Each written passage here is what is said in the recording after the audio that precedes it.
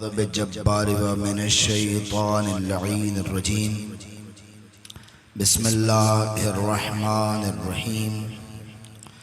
अल्हम्दुलिल्लाहिल्लज़ी खलक़ल इंसाना व अल्लमहुल बयान व शर्रफ़हु अला साइरिल हैवान बिनुत्क़ि वल बयान व कर्रमना व फ़द्दलना अला उम्ममिस साबिक़ति बित्तस्दीक़ि वल ईमान व हुवा अहसनुल खालिकीन।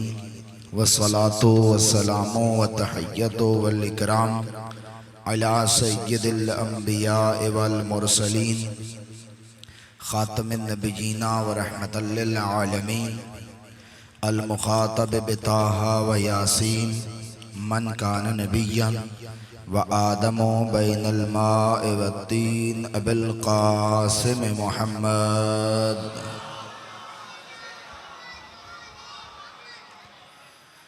व अला इत्रतिहिल अत्यबीनल अतहरीनल मासूमीनल मज़लूमीनल मुंतजबीनल मख़दूमीन व लअनतुल्लाहि अला अअदाइहिम अजमईन मिन यौमि अदावतिहिम इला यौमिद्दीन व बअद यौमिद्दीन। रब्बि इश्रह ली सदरी व यस्सिर ली अमरी वहलुल उक़दतम मिन लिसानी यफ़क़हू क़ौली। अम्मा बअद फ़क़द क़ालल हकीम फ़ी किताबिहिल करीम। बिस्मिल्लाहिर्रहमानिर्रहीम। लक़द कान लकुम फ़ी रसूलिल्लाहि उस्वतुन हसना व क़ाल रसूलुल्लाहि सल्लल्लाहु अलैहि व आलिहि वसल्लम अला इन्नी तारिकुन फ़ीकुम अथक़लैन किताबल्लाहि व इत्रती अहल बैती मा इन तमस्सक्तुम बिहिमा लन तज़िल्लू बअदी अबदा इन्नहुमा लन यतफ़र्रक़ा हत्ता यरदा अलैयल हौद। बावाज़ बुलंद सलावत। दुआ है खुदावंद मन्नान व कुद्दूस आपका इस बारगाह में चल के आना कबूल मंजूर फरमाए।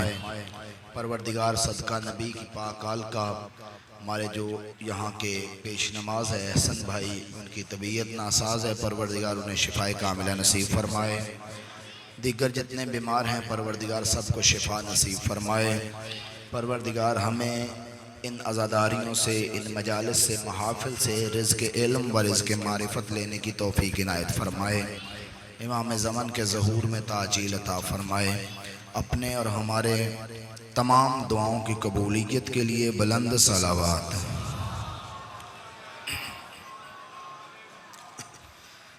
गुफ्तगू आपके जहन में इंशाअल्लाह महफूज होगी। अर्ज़ करने की कोशिश की गई थी कि हमारे लिए अगर कोई हस्ती आइडियल है, नमूना है, काबिल इताअत है तो वो मेरे आका की ज़ात है। बारिश की वजह से और मौसम की ख़राबी की वजह से उतने अफराद नहीं आ सके जितने रोज़ाना आते हैं, लेकिन इसका ये मतलब हरगिज़ नहीं कि जो आए हैं उनका हक़ अदा ना किया जाए। ये इंसाफ नहीं है कि बंदे नहीं आए तो हम जो हैं जो बातें कहनी हैं वो ना कहें। आप आए हैं, आपका मुझ पे हक़ है, आप अपना वक्त मुझे दे रहे हैं तो मेरा हक़ बनता है कि मैं आपके वक्त को ज़ाया न करूं। हक़ ये बनता है कि वो बातें जो इस मिंबर के काबिल हैं वो आप तक पहुंचाई जाएं ताकि आप सिद्क़ के दिल से उसके ऊपर तहक़ीक़ करें और हमारी दुनिया और आखिरत की सआदत का बाइस बने।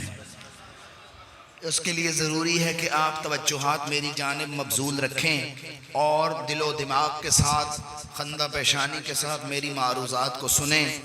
मैं ये अर्ज़ कर रहा था मुसलसल कि हमारे लिए जो हस्ती उस्वा है, जो हस्ती हमारे लिए नमूना है, जो हस्ती हमारे लिए पेशवा है, जो हस्ती हमारे लिए एक मुक्तदा है, वो मेरे आका की ज़ात है। और अल्लाह फरमाता है लक़द कान लकुम फ़ी रसूलिल्लाहि उस्वतुन हसना, कि तुम्हारे लिए मेरे रसूल की ज़िंदगी में उस्वा-ए हसना है, कामिल नमूना है मेरे रसूल की ज़िंदगी में। अगर इस आयत पे थोड़ा सा गौर किया जाए तो ये बात समझ में आती है। अरबी जानने वाले जानते हैं और जो नहीं जानते उनको समझाना चाहता हूँ। लक़द बातहकीक लकुम तुम्हारे लिए है फी रसूलिल्लाह उस्वा, सिर्फ रसूल की जिंदगी में उस्वा है। नबी ने ये नहीं कहा कि नबी के अलावा फलां की जिंदगी में उस्वा है। अल्लाह ने ये नहीं कहा कि फलां की जिंदगी में उस्वा है, फलां की सीरत पे अमल करो। स्पीकर थोड़ा दुरुस्त शां कर रहा है, कोई आवाज तवज्जो फरमा रहे हैं। ये मौसम की खराबी हो और डिस्टर्ब हो जाता है, लेकिन बात अगर पहुंच रही तो मेरे साथ चलिएगा। फी रसूलिल्लाह उस्वा, फकत रसूल की जिंदगी में उस्वा है, यानी तुम्हें अगर किसी के पीछे चलना है तो वो रसूलुल्लाह है और कोई नहीं है। इस आयत में ना किसी सहाबी का नाम है ना अहले बैत का नाम है। इस आयत में किसी सहाबी का नाम नहीं कि लक़द काना लकुम फी रसूलिल्लाह व फी फुलानिन उस्वा, नहीं, फी रसूलिल्लाह। और इस आयत में यह भी नहीं है लक़द काना लकुम फी रसूलिल्लाह व फी अहले बैतिही उस्वा, ना, उसमें भी कोई बात नहीं है, इस तरफ भी कोई बात नहीं है। ना किसी सहाबी का अल्लाह ने कहा ना अहले बैत का अल्लाह ने कहा, सिर्फ रसूल की जिंदगी में उस्वा है, पीछे सिर्फ रसूल के चलना है। या रसूलल्लाह आप तो 11 हिजरी को चले जाएंगे, आपकी जिंदगी आइडियल है, आपकी जिंदगी मुक्तदा है, आपकी जिंदगी काबिल अमल है हमारे लिए। हमने आपकी जिंदगी से सीखना है। कोई चीज ऐसी नहीं है जो आपने अपनी जिंदगी में हमारे लिए ना छोड़ी हो, कोई मसला ऐसा नहीं है जो आपने हल ना फरमाया हो। या रसूलुल्लाह हम तो आपसे 1400 साल बाद आए हैं, आप 11 हिजरी को चले गए, हम 1445 में बात कर रहे हैं। या रसूलुल्लाह हम आपसे 1435 साल बाद अगर आपकी सीरत मांगे तो कहां से मांगे? या रसूलुल्लाह आप 11 हिजरी को चले गए और हमारा यकीन है कि कोई ऐसा मुश्किल मसला नहीं जो नबी ने हल न किया हो। या रसूलुल्लाह अमल सिर्फ आपकी जिंदगी में करना है, आप चले गए हैं, अब हम किसके पीछे चले? मुख्तसर करके कहूं, कौन है जो आपकी सीरत बता सकता है? बैद नहीं, नबी कहें ऐरे गैरे से ना पूछना, मैं तुम्हें बताता हूं कौन मेरी सीरत बता सकता है। मेरी सीरत पता करनी है या कुरान से पता करो या अहले बैत से पता करो।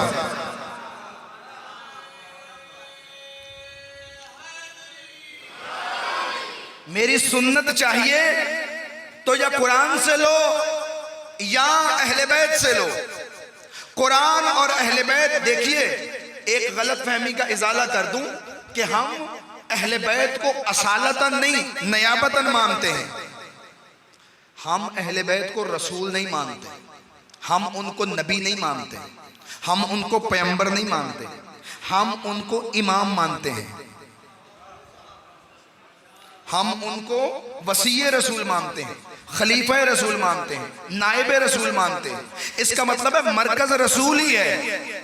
अहले बैत को इसलिए मान रहे हैं, अगर इनको ना माने तो रसूल तक पहुंच नहीं सकते हैं।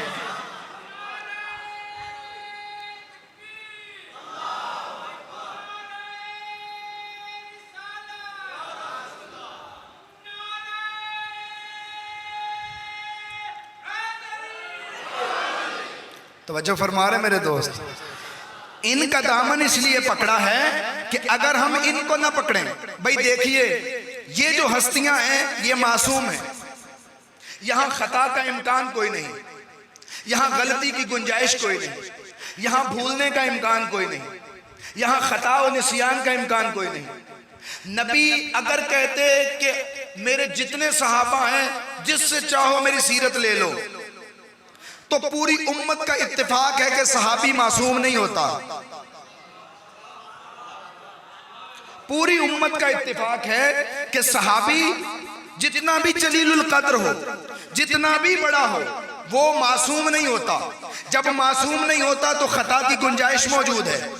जब खता की गुंजाइश मौजूद है तो हम कैसे पीछे चले? पता नहीं वो सही बता रहा है या मुमकिन है उससे खता हो रही है, लेकिन अहले बैत मासूम है। ये जो बताएंगे वो वही होगा जो सीरत रसूल है। मेरे नबी ने कहा, ऐ अली उक्तुब मा उमली अलैक, ऐ अली जो मैं तुझे लिखवाता हूं लिख लो। अली कहने लगे, या रसूलल्लाह क्या आपको मेरे भूल जाने का खौफ है? कहा, या अली तेरे लिए तो मैंने दुआ मांगी है। कायनात भूल सकती है, तू नहीं भूल सकता। कायनात खता कर सकती है, तू खता नहीं कर सकता। या रसूलल्लाह क्यों लिखूं? कहा, तू लिख, अपने लिए ना लिख, अपने बाद में आने वाले मेरे खुलफा के लिए लिख, उन तक मेरी बातें अमानतन पहुंचा। या रसूलल्लाह आपके खलीफा कौन है? आपके खलीफा कौन है? कहा, मेरे खलीफा वही हैं जिनकी वजह से अल्लाह बारिश नाजिल करता है। या रसूलल्लाह आपके खलीफा कौन है? कहा, मेरे खलीफा वही हैं जिनकी वजह से दुआएं कबूल होती हैं। मेरे खुलफा वही हैं जिनकी वजह से अल्लाह तुम्हारे लिए रिज्क नाजिल करता है। वो कौन है या रसूलल्लाह? कहा, एक तू है, तेरे दोनों बेटे और इनके 9 बेटे। ये मैं तुझे लिखवा रहा हूं, ये आने वाली नस्ल तक पहुंचा, मेरे 11 बेटों तक ये बात पहुंचा। इसका मतलब है हमने जो 12 इमामों को माना है, इसलिए माना है कि महफूज सुन्नत रसूल सिर्फ उन्हीं के पास है। घबरा गए हैं, मैं बात को आगे बढ़ाता हूं। मजमा पता नहीं एक दूसरे की तरफ देख के बोलता है कि भाई वो बोलता है तो मैं बोलूंगा, वो चुप है तो मैं भी चुप हूं। जिसको समझ में आता है वो बोले, बाकी चुप रहे। मुझे पता चल जाएगा कि समझा नहीं पाया, और तरीके से समझा लेंगे।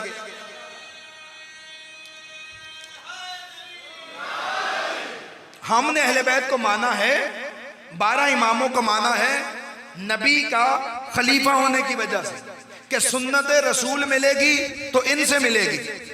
मेरे छठे मौला के पास एक बंदा आया और आके कहने लगा कि फुला मसले का हल बताइए।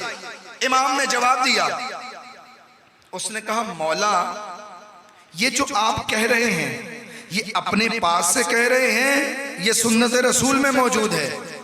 इमाम ने फरमाया, याद रखो हम जितने भी हैं, हम जो भी कहते हैं, या वो अल्लाह की किताब में होता है या सुन्नत रसूल में होता है। हम अगर अपने पास से कुछ कहें तो अल्लाह भी हमें माफ नहीं करेगा। हम जो कहते हैं वो सुन्नत रसूल में कहते हैं।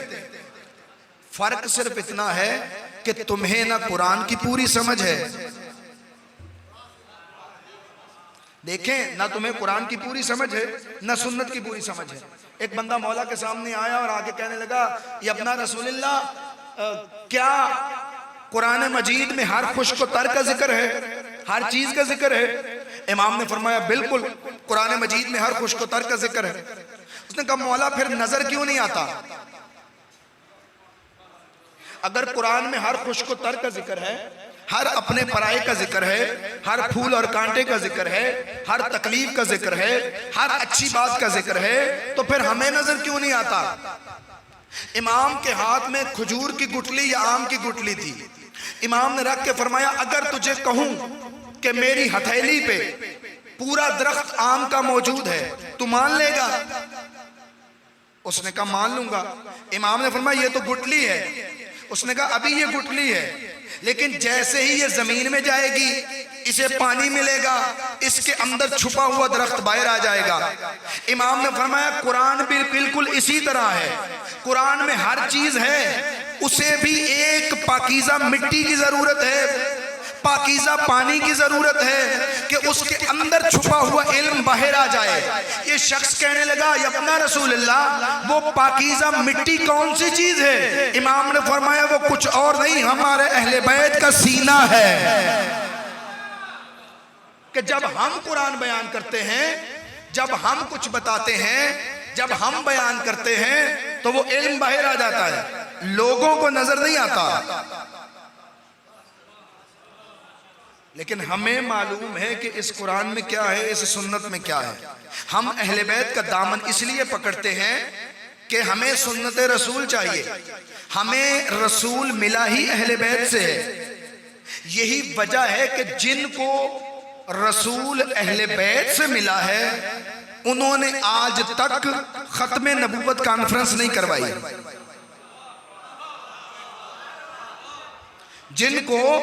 जिनको मोहम्मद रसूलुल्लाह अलीयुल वलीयुल्लाह से मिला है उनको कभी भी जरूरत नहीं पड़ी कि खत्म नबूवत कॉन्फ्रेंस करवाएं।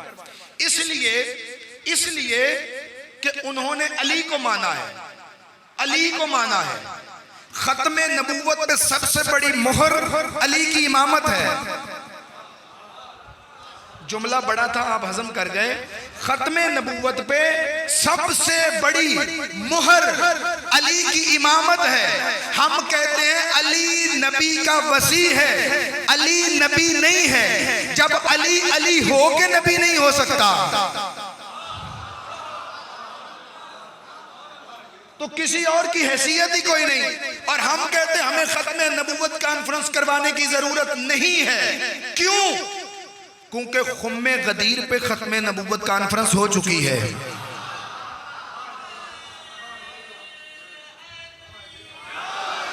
नबूवत खत्म, दरवाजा बंद। रिसालत खत्म, दरवाजा बंद।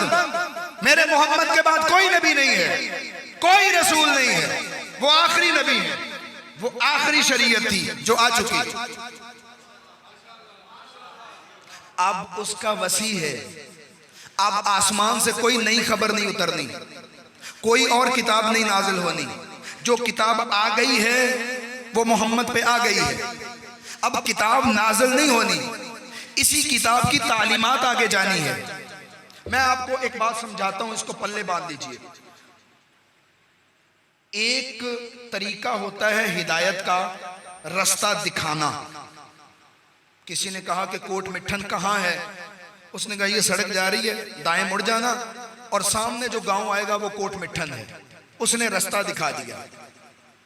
दूसरा तरीका होता है कोट मिठन जाना है, आ मेरे साथ बैठ, तुझे उतार दूंगा। ये है मंजिल तक पहुंचाना। एक है रास्ता दिखाना, एक है मंजिल तक पहुंचाना। जो रास्ता दिखाता है उसे रसूल कहते हैं, जो मंजिल तक पहुंचाता है उसे इमाम कहते हैं।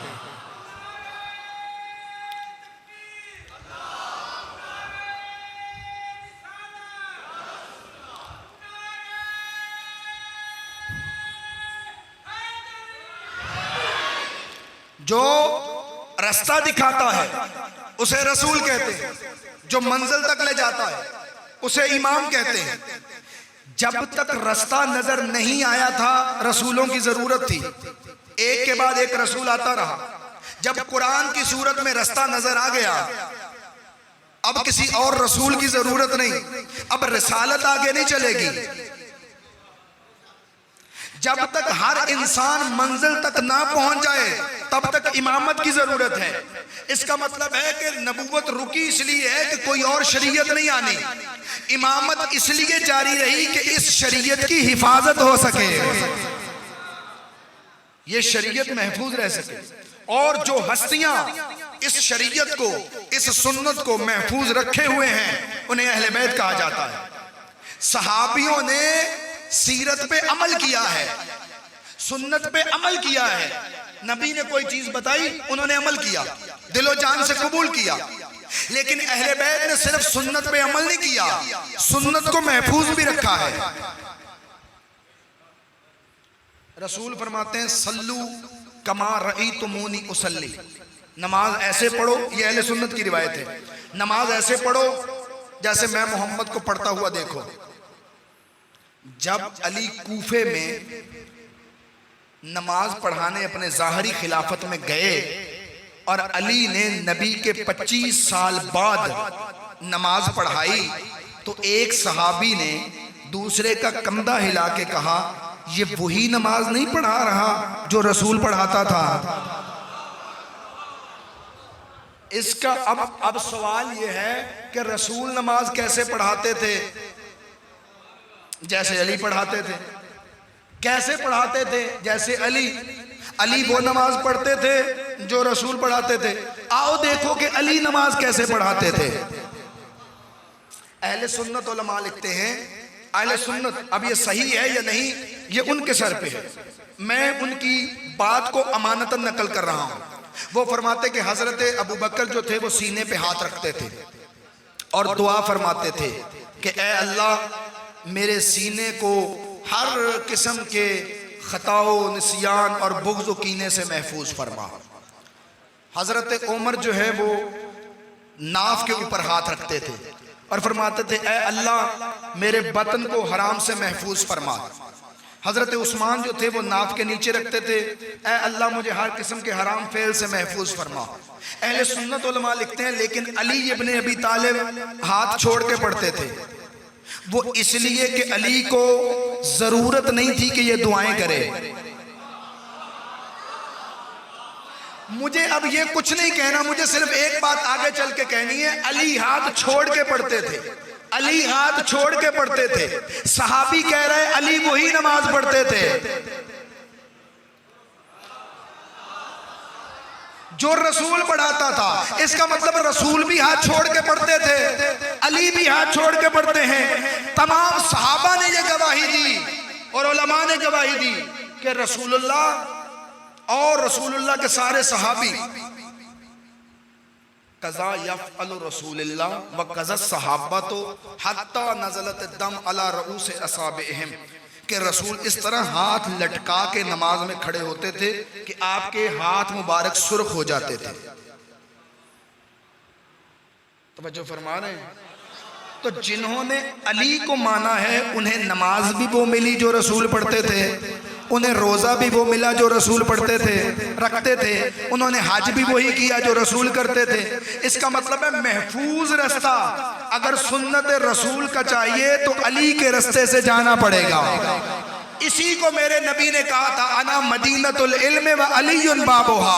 अगर मुझ तक पहुंचना चाहते हो तो किसी और वसीले की जरूरत नहीं, फकत अली को मान लो तो मुझ तक पहुंच जाओगे। तवज्जो फरमा रहे हैं? तुम अली के पीछे चलो, अली तुम्हें मुझ तक पहुंचाएगा। मैं एक लम्हा और आपका लूंगा और फिर ये हुक्म पे अमल हो जाएगा कि अली ने कहा कि इब्ने अब्बास बैठ, मैं तुझे कुरान की तफसीर लिखाता हूं। मगरिब के बाद अली बैठे, इशा के बाद अली बैठे, सुबह का सूरज निकल आया, नमाज का टाइम हो गया और सूरज भी निकल आया। फिर अली लिखवाते रहे, इब्ने अब्बास लिखता रहा, पूरी रात लिखता रहा। सूरह फातिहा की तफसीर मुकम्मल नहीं हुई। उसने कहा ए अली इब्ने अबी तालिब इतनी लंबी तफसीर है।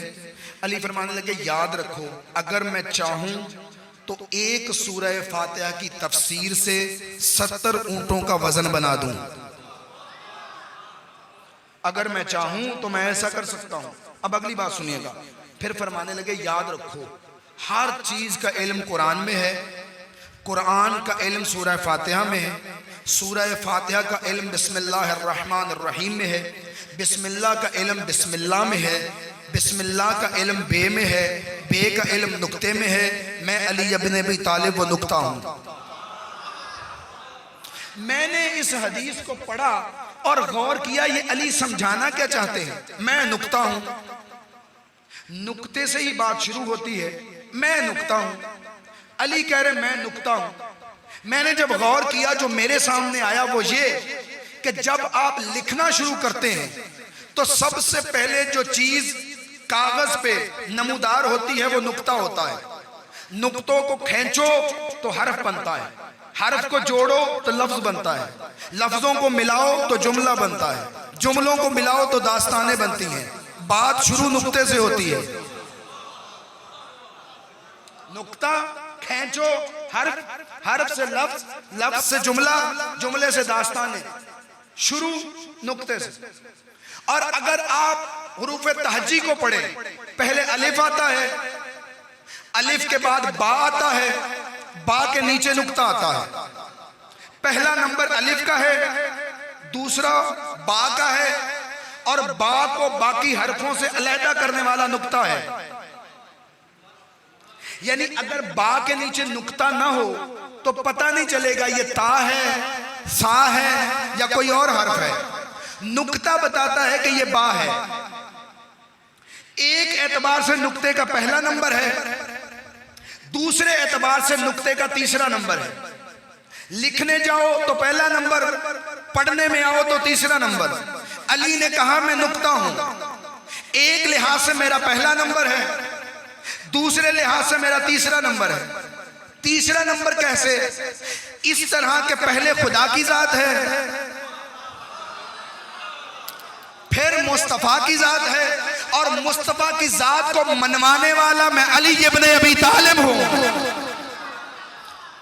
अगर मैं अली ना होता तो लोगों को पता न चलता कि मकाम मुस्तफा क्या है। इसीलिए नबी ने कहा कि मैं शहर हूं, अली दरवाजा है। मैं अभी रिवायत पढ़ के आ रहा हूं और तबर्रुकन ये रिवायत आपके हवाले करता हूं कि अली दरवाजा है। मस्जिद में बैठे अली, साथ में बैठे नबी, साथ में कुछ सहाबी। एक अरब दौड़ता हुआ आया, कपड़े फटे हुए, आके कहने लगा अस्सलामु अलैका या अमीरुल मोमिनीन अली इब्ने अबी तालिब, अस्सलामु अलैका या रसूल अल्लाह। पहले अली को सलाम किया, फिर नबी को किया। आप में कोई होगा जो ज़ईफुल उम्र होगा, जिसकी उम्र सबसे ज्यादा होगी, अगर कोई दौड़ता हुआ आए और उसे सलाम ना करे, किसी बच्चे को करे, तो सारे कहेंगे तुझे तहजीब नहीं है। जो बड़ा होता है उसे सलाम पहले किया जाता है, जो छोटा होता है उसे बाद में किया जाता है। ये अखलाकी तकाजा है। लेकिन ये अरब जो है वो दौड़ता हुआ आया, इसने अली को पहले सलाम किया, नबी को बाद में किया। वो सहाबी कहने लगे बड़े कौन है? रसूलुल्लाह। आका कौन है? रसूलुल्लाह। अली के भी मौला कौन है? रसूलुल्लाह। अली के भी पेशवा कौन है? रसूलुल्लाह। तुझे चाहिए था पहले रसूल को सलाम करे, फिर अली को सलाम करे। तूने पहले अली को किया है, फिर नबी को किया है। नबी मुस्कुरा के कहने लगे जवाब दो ना इनका। वो अरब कहने लगा या रसूलुल्लाह ज्यादा तो मुझे नहीं पता, आपसे ही सुना है कि अली मेरा दरवाजा है। आपकी मुकद्दस जबान से सुना है कि अली मेरा दरवाजा है। बंदा जब घर में आता है पहले दरवाजे पे आता है, मैंने इसीलिए पहले दरवाजे पे सलाम किया है और फिर मालिक को सलाम किया है। नबी ने उसको टोका नहीं, रोका नहीं, मना नहीं किया कि तू गलत कह रहा है। मेरे आका ने कहा तुम में से जो भी दुनिया में किसी जन्नती को देखना चाहता है वो इस शख्स को देखे, वो इसकी ज़ियारत करे।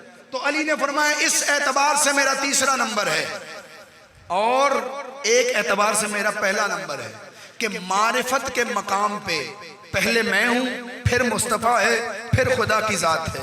क्या मतलब कि तुम मेरे दरवाजे पे आ जाओ, मैं तुम्हें मुस्तफा से भी मिलाऊंगा, मैं तुम्हें खुदा तक भी ले जाऊंगा। मैं उनका नुमाइंदा हूं, अल्लाह का वली। इनके दरवाजे पे आ जाओ, ये खुदा भी मिलवाएंगे, मुस्तफा भी मिलवाएंगे। हमने अहले बैत को इसलिए माना है ताकि रसूल तक पहुंच सके। अहले बैत वसीला है रसूल तक पहुंचाने का, खुदा तक पहुंचाने का। महफूज तरीन वसीला अहले बैत है, बेखता वसीला अहले बैत है। इनके दरवाजे पे आ जाओ, ये आसी को होर बनाने का हुनर जानते हैं, ये तुम्हारे गुनाह बख्शवाना जानते हैं। कितने गुनाहगार हो, बंदे आके कहते हैं जी हम जैसे गुनाहगारों की कौन सुनेगा। तुम कभी अहले बैत के दरवाजे पे आकर तो देखो, हुसैन तुम्हारा इस्तकबाल करेंगे, हमारा मेहमान आया है। मदीने से जब चले थे ना हुसैन, तो हुसैन के काफिले में 3 ऊंट मुअय्यन किए गए थे पानी के लिए। पानी के मशकी से बांधकर उन पर रखे जाते थे। एक मंजिल पे पहुंचकर हुसैन ने कहा अब्बास कुछ और ऊंटों को खाली करवाओ, पानी कुछ इजाफी भर लो। मौला क्यों? ये पानी हमारे लिए काफी है। मौला ने फरमाया ये पानी काफी नहीं है, कुछ दूर जाके हमसे कुछ मेहमान मिलने वाले हैं। अब्बास मौला ने हुक्म की तामील फरमाई। सारा काफिला अब्बास के हाथ में था, अलमदार जो थे। अब्बास ने तामील फरमाई, पानी इजाफी भर लिया। कुछ मील दूर गए, हुसैन एक जगह पे बैठे हैं, अब्बास मैं देख रहा हूं सामने कोई आ रहा है, जरा थोड़ा आगे जाके देखो कौन आ रहा है। अब्बास मौला आगे गए, वापस आके बताया कोई काफिला आ रहा है। करीब आया तो देखा कि हुर आ रहा है, लेकिन मंजर अजीब था, मंजर अजीब था। हुर का लश्कर प्यास से निढाल हो चुका था, कपकपी तारी थी, जिस्म लरज रहा था, प्यासा था। 1000 का लश्कर था हुर के पास, प्यासा था। जैसे ही हुसैन ने उनकी हालत देखी, अपनी फौज को हुक्म दिया, जल्दी करो अब्बास, मशकीजों के दहाने खोल दो, हमारे मेहमानों को पानी पिलाओ। सबको सैराब किया। अब्बास जो पानी बच जाए इनके जानवरों को पिला देना, अब्बास जो पानी बच जाए, देखो ना इनके जंगी आलात गर्म हो चुके हैं, उन पे डाल देना। अली इब्ने तहान हुर के लश्कर में था। ये कहता है मैं सबसे पीछे था, मैं इस कदर प्यासा था कि नढाल होके अपने ऊंट से गिर गया। मुझ में चलने की सकत नहीं रही, मैंने कोहनियों के बल चलना शुरू किया, ताकत खत्म हो गई, मैं गिर गया। मुझे धुंधली धुंधली दुनिया नजर आ रही थी।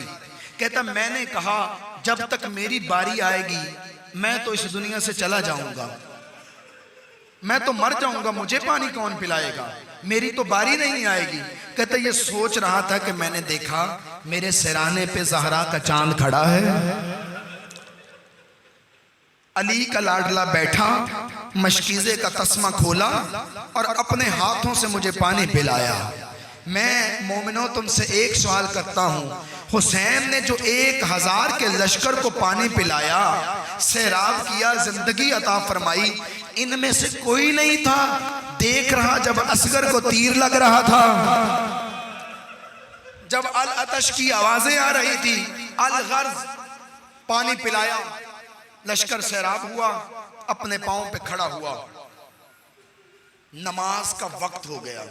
हुसैन ने हुर को बुलाया, फरमाने लगे ऐ हुर, हम नमाज पढ़ने लगे हैं, हमारी जमात होगी, तेरा दिल है तो अपनी अलग जमात करवा, दिल है तो हमारे साथ पढ़। गुनाहगार था लेकिन हुसैन के मकाम से वाकिफ था। कहने लगा है फरजंदे पैगंबर, आपके होते हुए अलहदा जमात करवाने की जरूरत नहीं कर सकता, आपके पीछे नमाज पढ़ूंगा।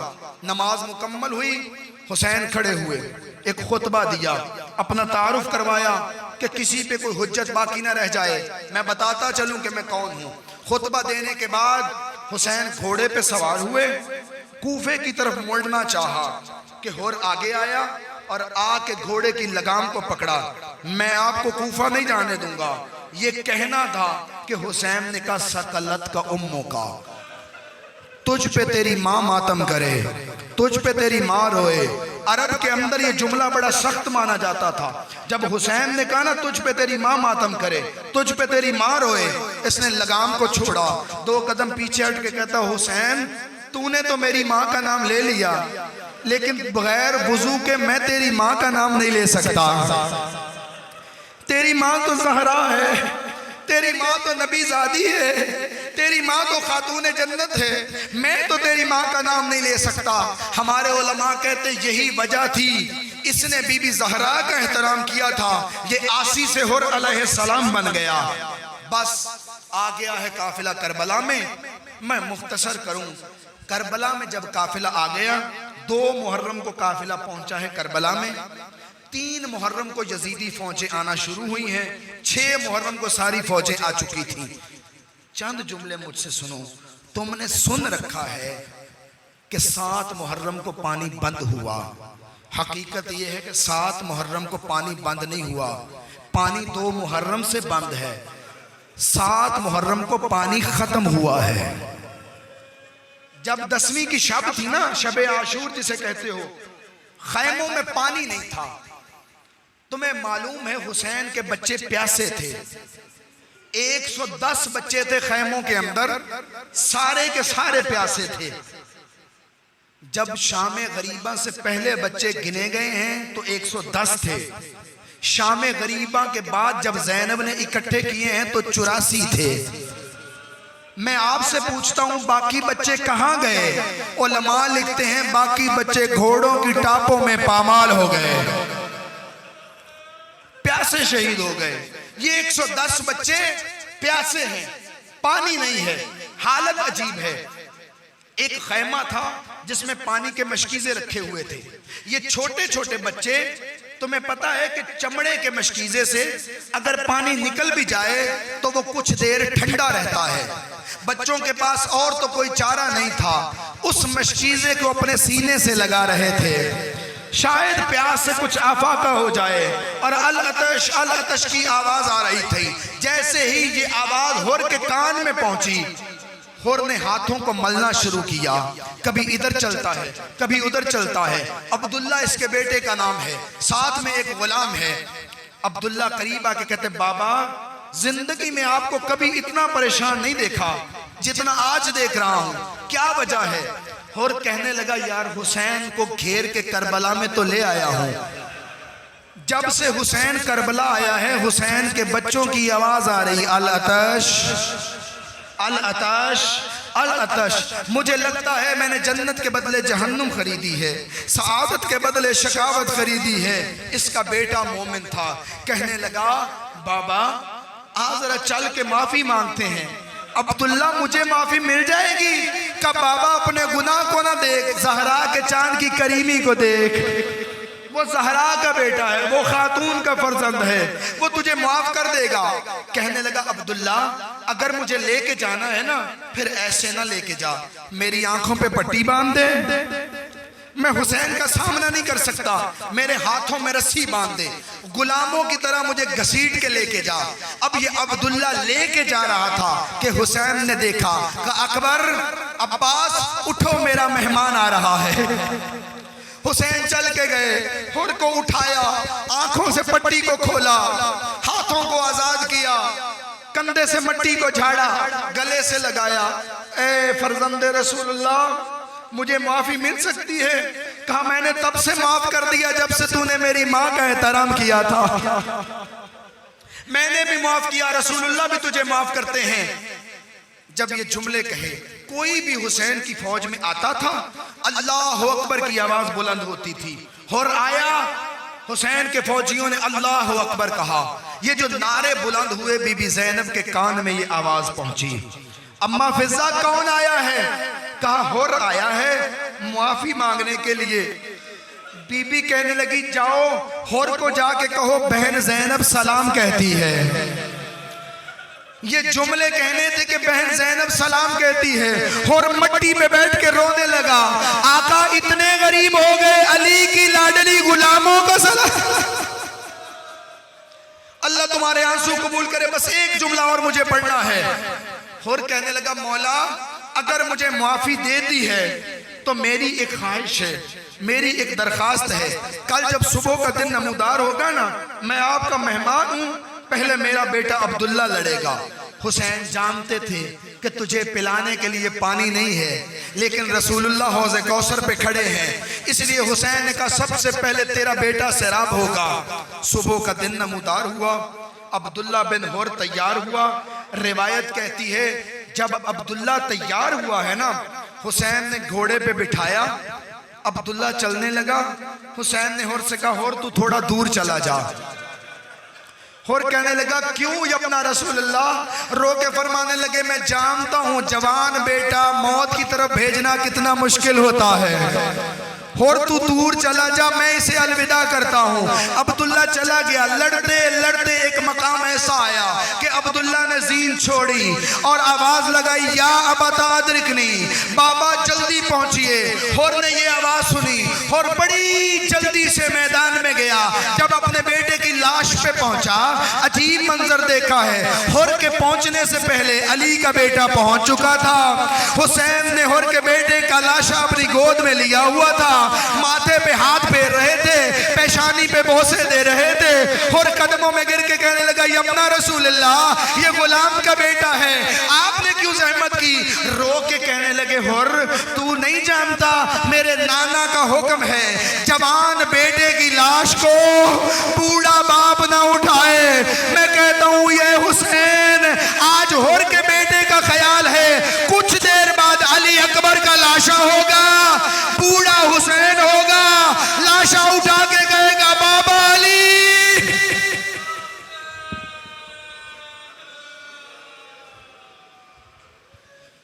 परवरदिगारा सदका नबी वाले नबी हमारी इस हाजिरी को कबूल